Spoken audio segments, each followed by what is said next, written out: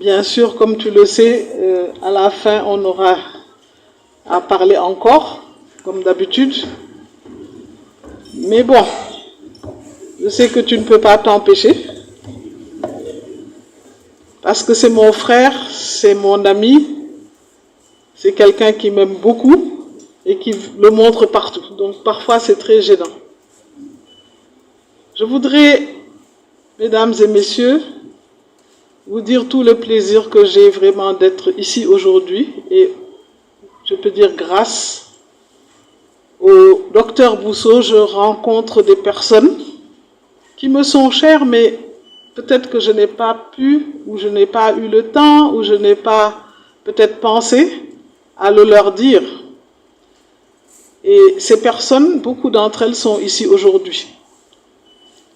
Pour ne pas revenir sur tous les noms qui ont déjà été évoqués, je demanderai juste qu'on me donne après une photo de famille, parce que tout le rang là, je connais tout le monde, c'est tous des frères, des sœurs, des amis.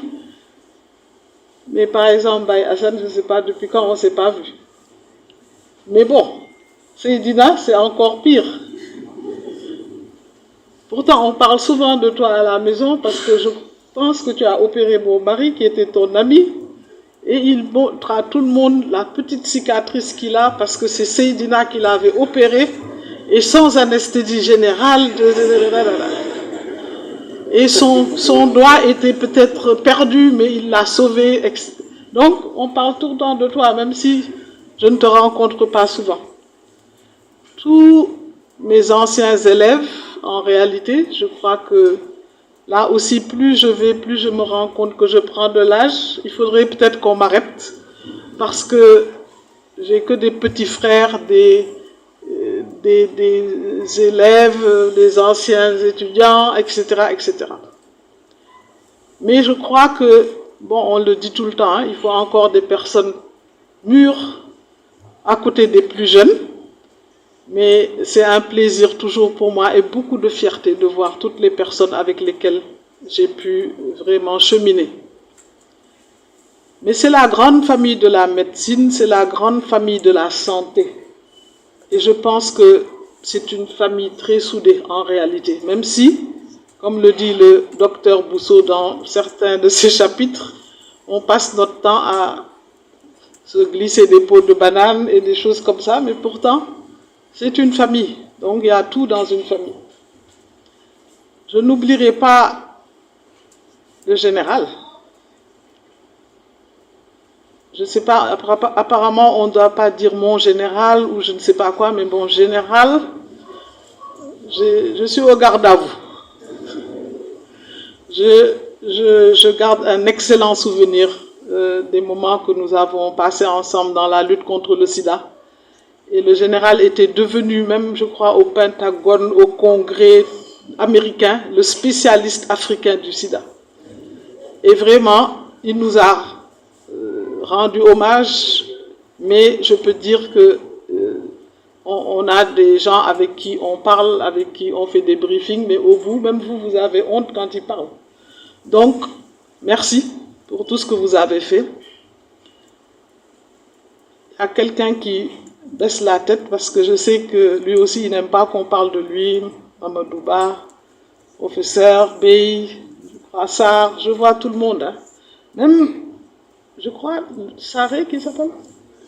Alors, je le connais en fait, mais je ne l'aurais pas reconnu. Et j'ai souvent parlé de vous et du travail que vous faites sans vraiment vous connaître, parce que c'est sur les faits que je juge les gens.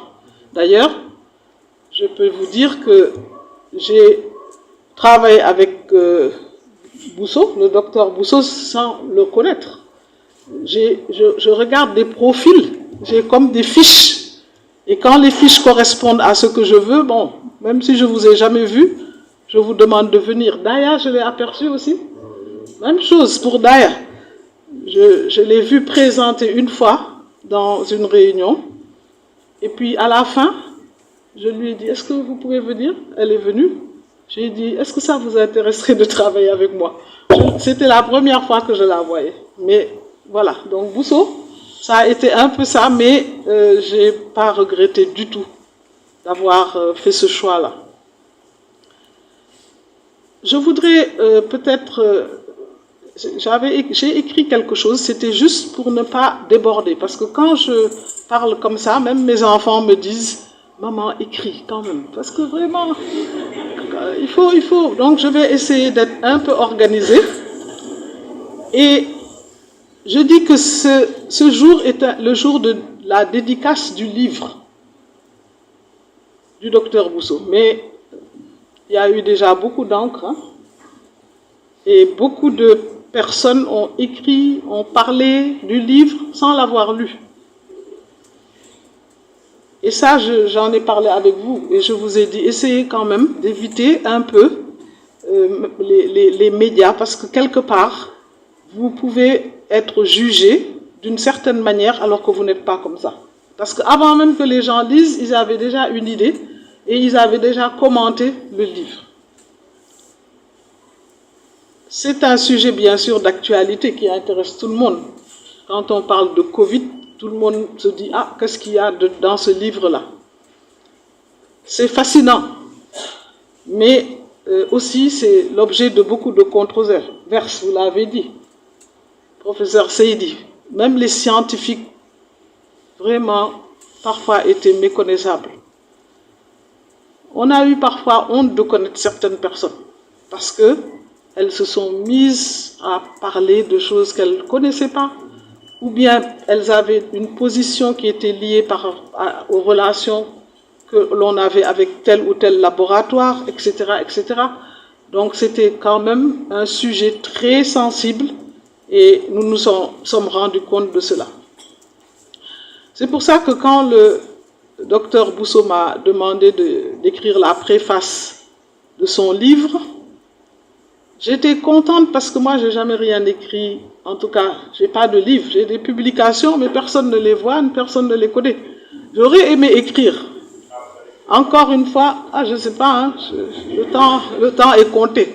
Mais je vois, vous allez dire, elle parle trop de son mari, mais bon, le voilà encore. Il m'a toujours dit, il faut écrire. Mais moi, je ne sais pas, je crois que je ne sais pas écrire. Je crois, hein. En tout cas, j'ai l'impression que c'est difficile. C'est pour ça, quand il m'a dit qu'il voulait écrire quelque chose, j'ai dit, fonce, il ne faut même pas hésiter. Nous, on a passé toute notre vie à faire des choses, peut-être pas aussi intéressantes que ce que tu as eu à faire, mais on aurait pu écrire quelque chose, on aurait pu faire des livres. Ça n'a pas pu être fait, et donc, félicitations, je l'ai fortement encouragé, en me disant qu'il écrive. C'est son vécu, c'est son problème. Si je vous dis que j'ai écrit la préface sans lire le livre, j'ai lu le livre quand je rentrais du Maroc. Je suis rentrée du Maroc dans la nuit, donc du dimanche à lundi, et j'avais emporté le livre parce que je disais quand même, l'affaire c'est mercredi prochain, alors il faut que je le lise au moins. Et puis je l'ai pris et je l'ai lu dans l'avion. Et comme le dit Seydi, on le lit d'une traite. Je vous encourage à l'acheter parce que vous n'allez pas perdre du temps. C'est très intéressant, bien écrit. C'est sûr que si je l'avais lu, je vous aurais dit, quand même, il faut enlever telle chose, ça, ce mot-là n'est pas tellement fameux, etc. Mais c'est lui, et c'est son livre. Donc je n'ai pas voulu savoir ce qu'il y avait dans le livre. Je peux vous dire d'ailleurs qu'il y a une personne qui se croit, qui pense qu'elle doit me donner des conseils et qui m'a dit « le livre là, vraiment, c'était peut-être pas sûr de le préfacer parce que c'est risqué, hein, vu votre position, patati patata. » J'ai dit que bon, ça, je fais une préface. Le livre, c'est quelqu'un qui l'a écrit, donc c'est pas mon problème. Voilà, donc c'est pour vous dire que parfois, on vous empêche même de faire ce que vous pensez devoir faire. Le livre, pour ne pas aussi tout dévoiler, mais c'est beaucoup d'humilité, beaucoup d'élégance, parce que il y a des choses qui auraient pu être plus crues que ça, j'avoue. Mais il a su le dire sans parfois être trop choqué, sans trop choquer, mais je ne savais pas que tu étais capable de faire ça, parce que pour moi, il rentrait dans le brancard et puis bon, il était... Mais j'ai vu qu'il avait quand même cette capacité de pouvoir dire élégamment quelque chose. Maintenant, les gens n'ont qu'à aller chercher derrière ce qu'il y a, mais c'était très bien dit. Et vraiment, ça aussi, comme le dit Seydi, il y a une maturité, hein, je sens, c'est pas seulement les cheveux blancs, mais ça devient de plus en plus, mais c'était dit, sans être, disons, agressif, ou des choses comme ça. Il y a également une autre chose que j'ai beaucoup appréciée, c'est la reconnaissance. Si les gens lisent ce livre, ils se rendent compte que le docteur Bousso a remercié vraiment toutes les personnes, tous les acteurs qui ont été impliqués de près ou de loin dans cette lutte-là. Tout en se mettant un peu en retrait, mais en disant c'est grâce à telle équipe, merci au professeur Intel, merci à celui qui nous a aidés. Vraiment, ça c'est bien, parce qu'il faut être reconnaissant dans la vie. Et je crois que beaucoup, peut-être dans notre milieu où on dit toujours les chers maîtres, tout ça là, bon, c'est une reconnaissance, mais la vraie reconnaissance parfois, elle n'existe pas. Et c'est important, et vous l'avez fait, vous avez voulu que les gens sachent que vous les avez appréciés. Alors, j'aurais voulu peut-être dire des choses beaucoup plus longtemps, mais je me dis qu'après tout, il faut que les gens achètent le livre et que les gens le lisent. Donc si je dis tout ce que j'ai lu et tout ce qui m'a intéressé, je crois qu'après, bon, vous allez vous dire au revoir Bousso, maintenant on va rentrer. Et je préfère que vous achetiez ce livre-là. Ce que je peux dire, je le dirai surtout de Bousso. Bousso, c'est un brillant médecin. Peut-être que Seydina, toi qui l'as formé, tu vas me dire, ah, peut-être c'est pas ainsi, mais moi, je considère qu'il est brillant. Il est brillant, avide de connaissances. Et c'est un parcours riche qu'il a et on peut dire multiforme. Parce que c'est vrai qu'en général, on suit une voie. Mais il a su élégamment, en utilisant ce qu'il avait acquis dans un domaine comme la chirurgie, devenir un expert de santé publique, ce qui est rare. Je crois que si on veut compter toutes les personnes qui ont pu déjà faire ce shift, elles ne sont pas nombreuses. Donc, ça, c'est déjà pour moi aussi encore une autre qualité. Et puis, vous n'avez jamais rechigné à la tâche, mais aussi vous ne vous êtes jamais arrêté d'apprendre. Alors lui, il a peut-être caché à beaucoup de personnes, mais il a passé son temps à faire des certificats de ceci, des modules de cela. Bon, c'est extrêmement important. Il s'est formé aussi.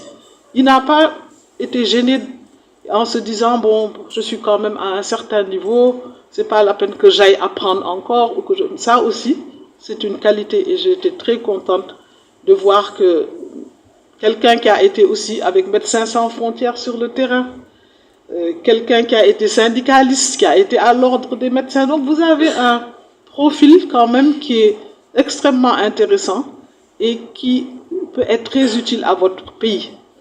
C'est vrai que vous avez dit que vous avez beaucoup donné et vous avez fait beaucoup de choses avec notamment le COUS qui vous a pris du temps parce que nous prévoyons d'avoir un COUS qui travaille 24 heures sur 24 et 7 jours sur 7. Parce qu'ils doivent toujours être prêts au cas où il y a une urgence de santé publique. Et souvent, c'était des nuits blanches. Mais il fallait être peut-être chirurgien, être aussi santé publique, être aussi d'autres diplômes pour pouvoir faire tout ça. Mais aussi, peut-être que vous êtes aussi un sportif. Et donc, il a beaucoup d'entre-gens, mais je crois qu'il a aussi une certaine force physique qui lui a permis de faire tout ce qu'il a pu faire jusqu'à aujourd'hui. Alors, c'est de cette épidémie à Ebola, vous l'avez cité, que le COS est né.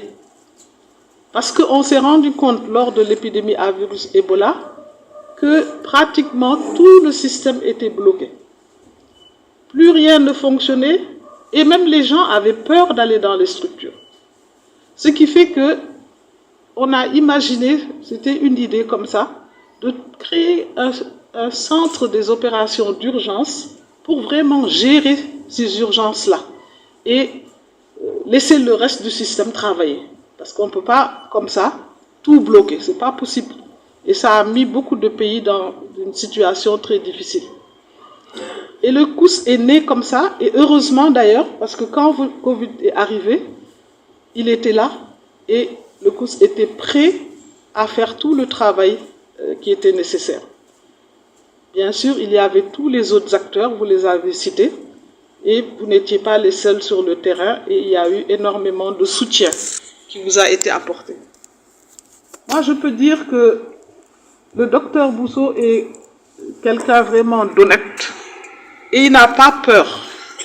Moi, j'aime ça. D'ailleurs, j'ai souvent eu dans mon équipe des gens qui n'ont pas leur langue dans leur poche et qui disent ce qu'ils pensent. Parce que c'est important. Si vous n'avez pas quelqu'un qui vous dit la vérité, comment vous voulez fonctionner correctement? Et donc, moi, j'étais contente d'avoir Farba, d'avoir Bousso, d'avoir notre SG, DCSG, je crois qu'il est là, je l'ai vu tout à l'heure. Hein? Vraiment, c'était toute l'équipe parce que c'est des gens qui disaient ce qu'ils pensaient. Mais parfois, ils sont allés un peu trop loin. Moi, je vais le dire avec Bousso. Alors, j'ai été choquée. Je crois même j'en ai parlé après à la maison. Je dis à Bousso, Bousso, vraiment, il a dit dans son livre d'ailleurs, je ne te connais pas en fait. On travaille ensemble depuis longtemps, tu fais des choses qui me plaisent beaucoup, mais j'aurais aimé plus te connaître. Parce que bon, est-ce que tu es marié? Est-ce que tu as tes enfants? Tout ça. Et puis bon, tu viens pas, je t'ai jamais vu chez moi. Et Bousso me dit, madame, je suis là pour travailler. Je suis là pour être à vos côtés et vous aider d'une manière professionnelle. Et donc, vraiment, je pense que c'est bien qu'on se rencontre au bureau seulement, mais c'est pas la peine qu'on aille plus loin. En gros, hein, il l'a dit, parce qu'il est quand même bien éduqué, mais c'est à peu près ce qu'il a dit. Et au moment où j'ai quitté le ministère, il prend la parole pour dire comme ça, mais madame le ministre, vous m'aviez dit quelque chose il y a quelques années ou quelques mois, mais je vais vous dire que maintenant je viendrai vous voir chez vous. Voilà donc, Bousso, qui ne veut aucune faveur, parce qu'il sait que parfois quand les relations, d'ailleurs aucun, Farba, je suis allée une fois chez toi, c'est quand ta fille se mariait, je crois. Bon, on était des bons partenaires, on a travaillé ensemble, mais personne n'allait fréquenter l'autre. Donc parfois aussi c'est bien, parce que sinon il y a d'autres choses qui entrent en jeu et qui peuvent peut-être gâcher toute l'objectivité de la relation. Donc, je vous laisse lire le livre. C'est un livre intéressant, c'est un livre passionnant. Ça ne vous prendra pas beaucoup de temps. Et je voudrais encore une fois dire merci à Bousso parce que vous m'entraînez dans votre gloire, on peut dire, puisque vous êtes obligé de lire la préface, même si ce n'est pas bien écrit. C'est une préface qui est là. Et peut-être que les gens aussi vont finir par bien me connaître, parce que j'aurai moi aussi écrit un petit quelque chose. En tout cas, merci beaucoup et merci à tout le monde.